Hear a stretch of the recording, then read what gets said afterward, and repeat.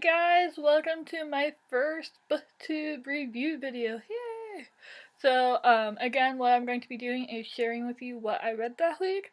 Typically, I'll probably only talk about one of the books, but this week I'll be talking about two of them. Before I get started, again, remember you can ask me questions in the comments at any time. I'll either answer them in the next video or I'll make a list. Currently I have one question from Fictional Fangirl, which I feel like I should answer because it is if I stick to a specific genre or if I kind of read a little bit of everything. It's a little bit of both. I typically stick to fantasy, but I will read contemporary, I will read some sci-fi.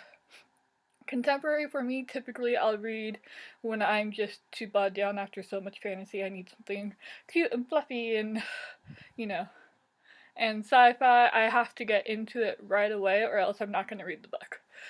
Like, I love the Illuminae series. That I can read no problem, but then there's some books where I've tried to read it and I can't get into it, so I'll just give up. Or I'll force myself to finish it and then put the book in a different spot on my shelf that I'm going to someday give away. Alright, so we're gonna go ahead and get started. So this week, I read American Panda by Gloria Chow, and I read The Bells by Donnell Clayton, and I am currently reading Renegades by Marissa Meyer, so you'll see this book again next week when I share it as the book I read, because I'm almost done. That's my bookmark, that's the end of the book. Alright, so I'm going to try to do non-spoilery for both The Bells and American Panda, and then I'll go into spoilers, that way you guys can stop the video if you don't want to hear anything. So I'm going to start with The Bells. So The Bells is a book where in this world beauty is a commodity. People are born gray. Everything is gray except their eyes, which are like red eyes. And if they want to not be gray and have red eyes, they have to pay for a bell to give them color. And they don't just give them color, they can make them taller, they can make them leaner, they can give them different textures of hair, and when they're gray, their hair is like this brittle straw texture.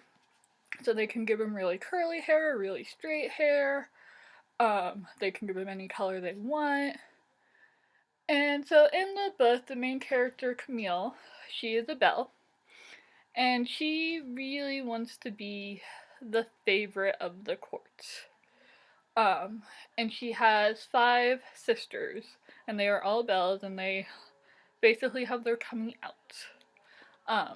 So when I was reading this book, apparently in this world, all the animals are teacup animals, and they have teacup dragons, and I was like, I really want a teacup dragon. Like, I know they don't exist, but I really want one. I wish they did exist. I think the only other teacup animal I would really want if they had them would be a penguin. I would want a teacup penguin. That would be awesome. Can we make teacup animals a reality beyond, teacup pigs and dogs and stuff? So I really enjoyed this book. Like, I had heard great things about it. I knew it was going to be a good book. But I was just amazed by how much it blew me away. And of course, it's always nice to have diversity on the covers, And I know diversity is a big thing nowadays, and it's true. Like, for me, yes, I'm a white girl, but I am hard of hearing. And you don't see a lot of characters like that. Like, that's something I should probably write, but I don't really know how I would do that quite yet. But The Bells is one of those books that I'm so excited for the sequel. Like, I need more of this world. I need to know what's going to happen to Camille and her sister Amber, and all of her other sisters. Like, I just loved it so much. So that's all I'm going to say about The Bells right now. I'm going to get into spoilers a little bit later. So on to American Panda. Now this book, first I want to show you the naked cover because it's so cute. It has little dumplings on it. This book I picked up last weekend when I went to the Tucson Book Fair. And I actually picked it up because I was wandering through the temp booth that was selling books at the building I was basically staying nearby because they had all the YA authors there. And I picked it up partly because they had a little sign saying author signing it too. And I was like, oh, okay, let me see what this book is. And I picked it up and I read the description and then I started reading a couple of pages because that's what I do if I'm not quite sure. And I really liked it. So at that point when I picked it up, it was about 12:40. So I looked at my phone, looked at the app to see when her panel was because she was signing it too. I was like, okay, she has a panel at 1. And I ended up going to her panel, and it was also with the author of When Dimple Met Rishi and I'm Not Your Perfect Mexican Daughter. And it was really fun.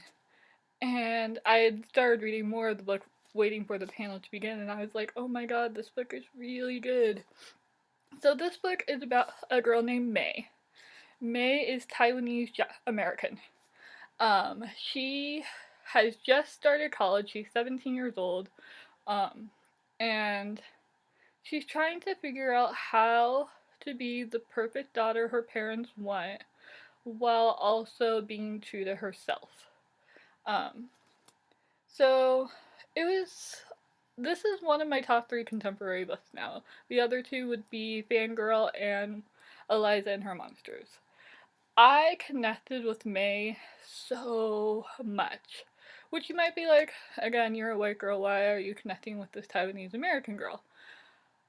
Okay, so I'm going to go into spoilers now. So if you don't want to hear, turn off the video. I connected with May. Okay, so her mom is super, super protective of her.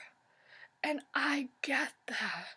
When I started college, I had to text my mom whenever I went somewhere, and when I got there, and when I was leaving there, and when I got home. At one point in the book, May's mother calls the police because May is not returning her phone calls. And I get that. My mom threatened to do that so many times. She never actually did, but she threatened it.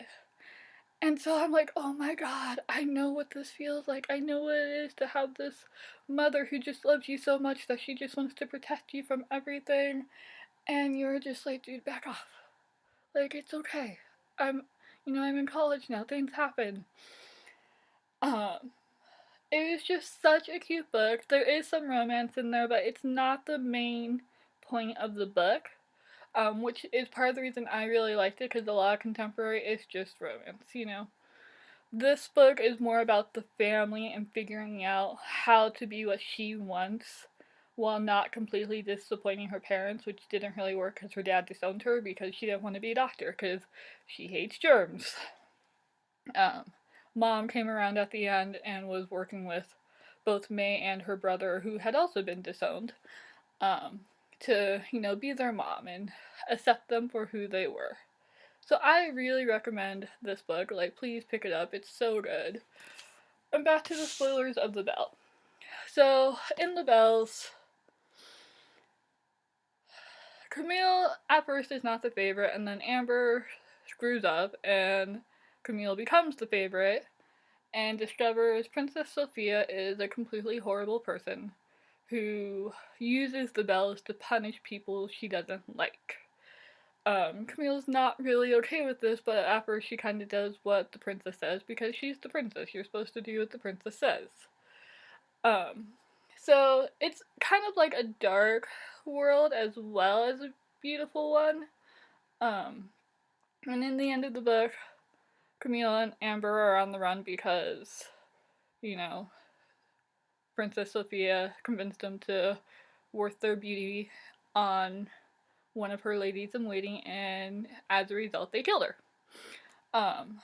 So that's where we left them. They're on the run, and I want to know what happened so much, and it's so good, and yeah, pick up both of these books if you have not. They are both so good, and look at all the diversity on the covers. It's awesome. Yay! So, thank you for joining me. I hope you enjoyed this. Remember, ask me questions if you want. I will be back next week with more books. Thank you so much. Bye, guys. Bye.